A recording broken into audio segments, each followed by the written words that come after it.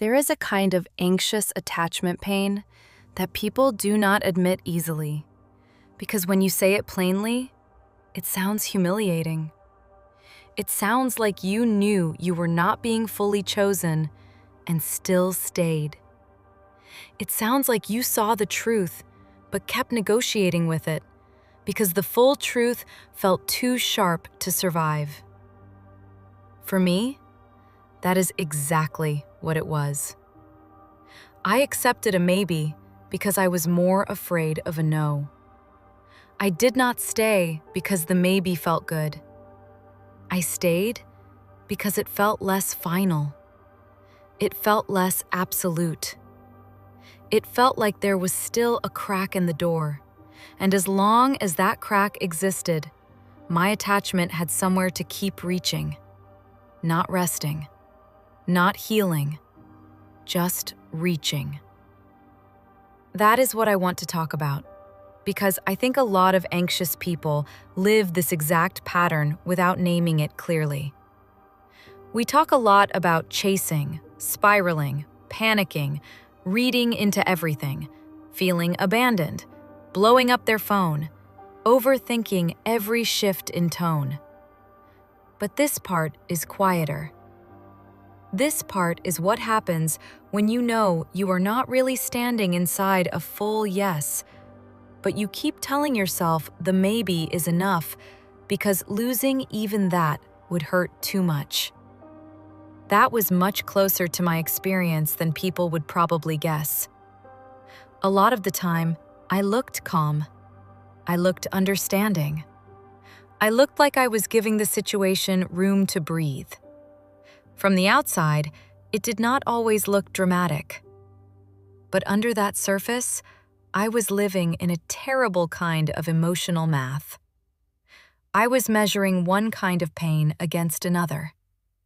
This hurts, but maybe a direct no would hurt more. This is draining me, but maybe final loss would wreck me in a way I cannot handle. This is unclear and unstable and slowly eating my peace, but maybe I can survive this version of pain longer than I can survive the clean collapse of certainty. That is the trap. And if this kind of clarity helps your nervous system settle, subscribe. PsychBond is a daily decoder for psychology, relationships, and avoidant and anxious attachment patterns, so you stop guessing. The hardest part to admit is that, on some level, I usually knew when I was not getting a real yes. I knew when I was getting warmth instead of commitment. I knew when I was getting emotional access without anything solid under it. I knew when I was being kept inside something that felt intimate enough to stay attached to, but not steady enough to live inside without bracing. I knew when I was surviving on tone, timing, half answers, soft returns, delayed reassurance, mixed signals, and the fantasy that one day all of this would finally become something I could actually trust. I knew. That is what makes it so painful. Not that I was fully blind, that I kept trying to make what I already knew feel smaller. I kept translating it into something softer, kinder, more survivable. Maybe they are just scared. Maybe they care more than they know how to show. Maybe the timing is off. Maybe this is slow but real. Maybe they are overwhelmed. Maybe they want this and just do not know how to hold it yet. Maybe I should be more patient. Maybe I should not need such a direct answer. Maybe what we have is deeper than the shape it is currently taking. Some of those explanations may even have been partly true, but I was not using them to get clearer. I was using them to stay attached. That is such an important distinction. I was not confused in the pure sense. I was doing a lot of emotional work to avoid the plainest reading of what was happening. Because if I let myself read it plainly, then I would have to face something I did not feel ready for. I would have to face the possibility that what I was calling complicated was simply not a real yes. One of the clearest signs that I was accepting a maybe because I feared a no was how much value I gave to anything that was not rejection. If they did not shut the door, I treated that like hope. If they still reached out sometimes, I treated that like movement. If there was still warmth, I treated that like direction. If I still had access to them emotionally, I acted like that access must mean the future was still open. I see now how much of anxious attachment lives in that gap. You start treating the absence of a no like proof that there is something worth waiting for. But not being rejected is not the same as being chosen. Still having some access is not the same as having a future. Emotional closeness is not the same as commitment. Being pulled back in is not the same as being held. And when you are terrified of loss, those distinctions can start collapsing. Anything that is not disappearance begins to look valuable. Anything that is not finality starts to feel like something worth protecting. But that is exactly how the maybe becomes your home. Not because it is good, because it is less final than a no. Another sign was how much I kept softening reality for myself. I could not just let the situation be what it felt like. I had to keep giving it a better story. If they went vague, I looked for depth under the vagueness. If they pulled back after closeness, I looked for fear instead of letting myself stay with what that pattern was doing to me.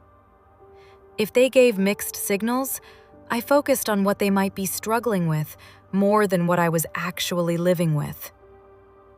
I do not mean there was no truth in those explanations. There probably was. But I was using truth in a way that protected the bond more than it protected me. That is a hard thing to realize. Sometimes you are not lying to yourself in some cartoonish way. Sometimes you are just giving the relationship the gentlest possible interpretation because the plain version hurts too much. You are not saying, "This is fine." You are saying, "This is understandable." And sometimes, understandable becomes the bridge back into staying longer than you should.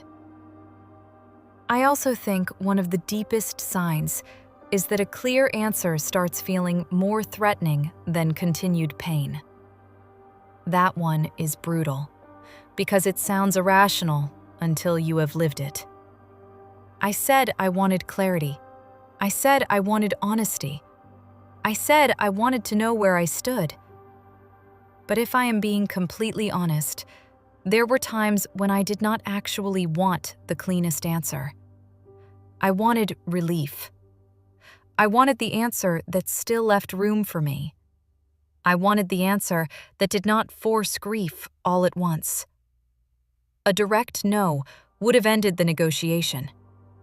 A maybe let me keep editing the future. A maybe let me keep imagining that the story was still being written. And as long as the story felt unwritten, I did not have to collapse all the way into loss. That is why people stay in things that are slowly breaking them. Not because the pain is invisible, because it still feels easier than finality. I think that was one of the most humiliating things for me to finally admit. I was not always staying because the bond felt so good. A lot of the time, I was staying because the maybe felt less deadly than a no. It did not feel peaceful. It did not feel healthy. It just kept me from falling all the way into the grief I was trying not to feel. That is what makes anxious attachment so heartbreaking. Sometimes it is not choosing what feels good. It is choosing what feels survivable. And survivable can keep a person stuck for a very long time. I also want to say this clearly because I think people romanticize this pattern too much. The maybe was never neutral. It was changing me. It was making me less direct, less trusting, less honest about what I needed, and more willing to take emotional contact instead of real safety. It was teaching me to be grateful for partial closeness. It was teaching me to call scraps meaningful because they were all I felt safe enough to ask for. It was teaching me to live on tone instead of trust. That is one of the most painful parts of these bonds. They do not just hurt you, they train you. They slowly change what feels normal. After enough time in uncertainty, steadiness starts feeling like too much to want. A clear answer starts feeling aggressive. A real standard starts feeling unrealistic. And you start treating your need for peace like a flaw in your personality, instead of a healthy response to what you are living inside. That happened to me. I started acting like wanting consistency was too practical for something that felt this deep. I started acting like wanting clarity meant I was somehow flattening the emotional complexity of what was happening. I started acting like maybe I was the problem for needing something simple in a connection that felt anything but simple. But emotional depth that never turns into something more dependable is exactly what makes these situations so expensive. You are carrying the emotional weight of a serious bond without getting the steadiness that usually makes that weight worth carrying. You are absorbing the fear, the longing, the tenderness, the rupture, the return, the intensity, and the ambiguity. But you are not getting the ordinary peace that should come with being genuinely held. That split is devastating. You can feel deeply connected to someone and still feel completely alone inside the bond. You can feel emotionally chosen in moments and still feel abandoned by the overall pattern. You can feel seen during the conversation and still feel unseen by what your actual life with them keeps being. That is a very lonely kind of pain. And it is part of why I think anxious attachment is often misunderstood. People think the attachment is only about obsession with the person. A lot of the time, it is also about the emotional world the person keeps opening without ever turning that emotional world into something solid enough to live in. That is why one warm moment can have so much power. When you have been starving, one tender message can feel enormous. One late-night conversation can feel like everything is shifting. One vulnerable confession can feel like the relationship is finally catching up to what you have been feeling all along. But relief is not the same as change. Being moved is not the same as being safe. Feeling close is not the same as knowing what you can count on once the moment ends. I had to learn that the hard way. I had to learn that emotional truth and practical truth are not the same thing.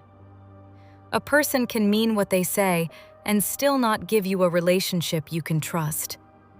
A person can care and still keep you in limbo. A moment can be beautiful and still not be enough. That sentence changed me once I finally let it land. A moment can be real and still not be enough. That is not harsh. It is grown up.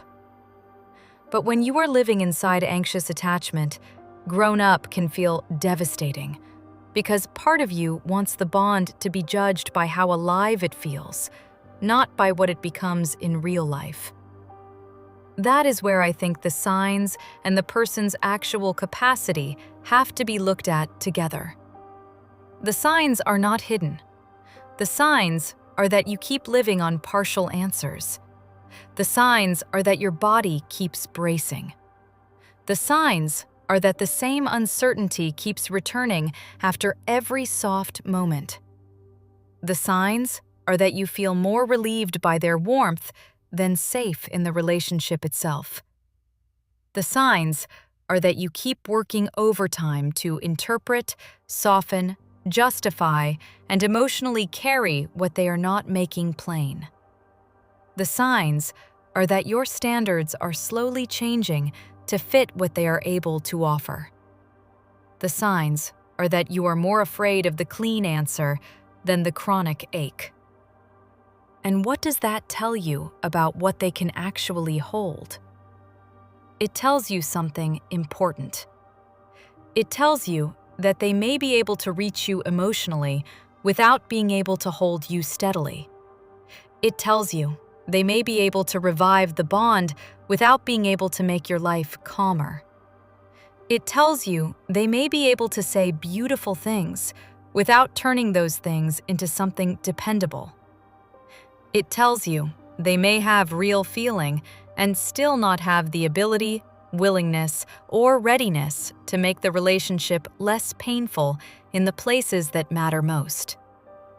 That is the part anxious attachment does not want to hear. Because if the maybe is not unfinished love, if the maybe is simply the full extent of what this person can offer, then you have to stop waiting for the emotional moments to eventually turn into something else. And that is where grief starts. I think that is what I was really avoiding all along. Not confusion. Grief.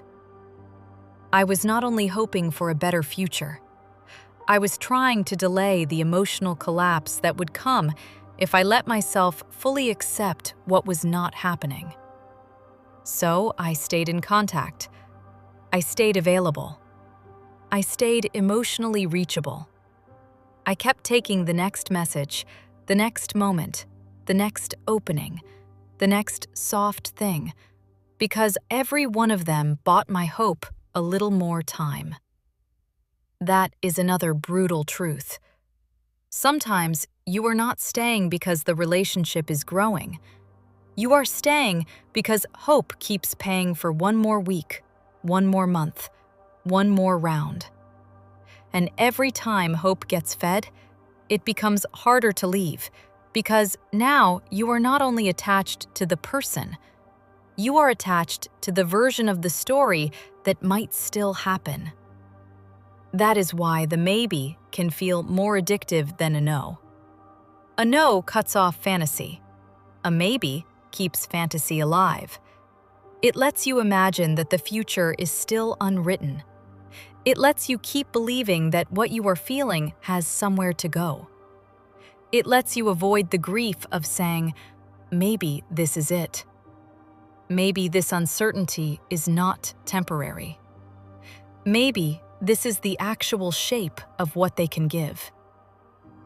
There was another sign I did not want to admit at the time. I kept treating small changes in mood like major changes in reality. If they sounded warmer, I felt safer.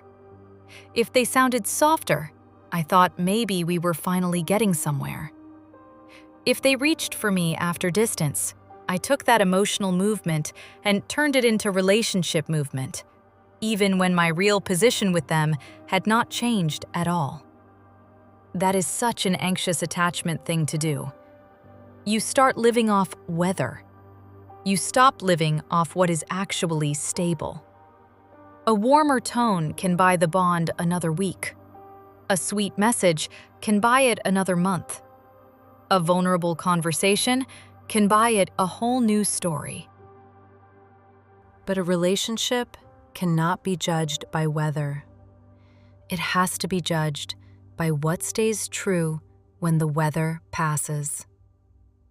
I was too responsive to every shift. If they were cold, I crashed. If they were warm, I revived. I was not living inside something grounded. I was living inside emotional climate change. And because every good moment felt like rescue, I kept missing the larger truth. Rescue is not the same as security. Being brought back from panic is not the same as being given peace. That difference matters so much. I also think anxious attachment makes people confuse longing with compatibility. If I wanted it this much, if it hurt this much, if it kept pulling me back this strongly, then part of me wanted to believe that had to mean something bigger. But wanting something intensely does not make it right for your life. Pain does not prove destiny. Difficulty does not prove depth. Sometimes it only proves that your nervous system has latched onto something unresolved and keeps trying to turn it into a place of safety. I really wish I had understood that sooner. I thought if I kept feeling this strongly, there had to be something here worth honoring. What I did not understand was that my body can be deeply activated by what it still cannot safely live inside. There was also a lot of shame in how private this pattern felt.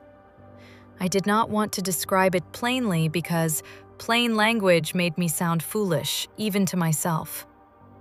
If I said it honestly, it became something like this. I know they are not choosing me clearly, but I still cannot let go because losing the possibility feels worse than living with the pain. That is a nervous system trying to protect itself from grief by staying attached to uncertainty. And once I could finally say that without dressing it up, I began to understand the pattern instead of just drowning in it. I stopped calling it patience. I stopped calling it maturity. I stopped calling it complexity. I started calling it fear. Fear of being fully unwanted. Fear of letting the fantasy die. Fear of not getting the ending that would make all the waiting feel worth it. Once I saw that, I also had to face another painful thing. I had been making my self-respect dependent on finally getting what I wanted from the same place that kept withholding it. That is such a dangerous setup. Because now, you are not just hoping for love. You are hoping for repair. You are hoping the person who kept you in uncertainty will one day become the person who ends your uncertainty. You are hoping the same bond that weakened your footing will someday restore it. And that keeps people trapped so much longer than they realize. Because every new maybe feels like another chance to rewrite the whole story. But most of the time, the story is already being written in your lived experience. The issue is not that you cannot read it. The issue is that you do not want to accept what it says. For me, the turning point was not that I suddenly stopped loving the person. It was that I started loving my own peace enough to stop pretending that uncertainty was gentler than it was. I started seeing that the maybe was not protecting me from pain. It was spreading pain out over time. It was turning one hard truth into 1,000 smaller injuries, 1,000 moments of doubt, 1,000 internal negotiations, 1,000 little collapses after hope rose again. Once I saw that, the maybe lost some of its glamour. It stopped looking like hope and started looking like delay. Delay of grief. Delay of honesty. Delay of my own life. That was sobering, but it was also freeing. Because once you stop worshiping the maybe, you can start asking a different question. Not, how do I keep this alive? Not, how do I make them choose me? Not, How do I survive the next wave of uncertainty? The question becomes, what am I protecting by staying here? And what is it costing me every day I do? That question changed everything for me. Because the answer was not love. The answer was fear. And once I knew that, I could stop confusing fear with devotion. I could stop mistaking survival for romance. I could stop acting like my inability to let go meant the bond was somehow deeper than it was. It meant I was scared. It meant I was hurting. It meant the no felt unbearable. But unbearable is not the same as impossible. That is what I had to learn. I could survive the truth. What I could not keep surviving was the slow erosion of myself inside a maybe I kept calling merciful. When that started to hit me, I realized something even harder. I had not only been waiting for them, I had been waiting for myself to become strong enough to survive the no. That was the real work. Not decoding them, not proving how much they felt, not finding the perfect conversation. Becoming honest enough to admit that I wanted more than they were actually giving. And brave enough to let that truth count, even if the bond still felt emotionally real. That was the part I kept delaying. Because once I let that truth count, then I could not keep living as if the maybe was a gift. I had to admit it was costing me my peace. It was costing me my directness. It was costing me my self-respect. It was costing me my ability to trust simple things. It was costing me time. And once I saw the maybe as expensive instead of merciful, something started shifting inside me. I stopped asking, how do I make this become a yes? I started asking, why am I still living on a maybe at all? That is a very different question. One is still trying to save the bond. The other is finally turning toward yourself. And I think that is the real turning point in anxious attachment. Not when you stop loving them, not when you stop wanting them. When you stop calling uncertainty kinder than it is. When you stop talking yourself out of your own pain just because the bond still has feeling in it. When you stop using their tenderness to argue against your own reality.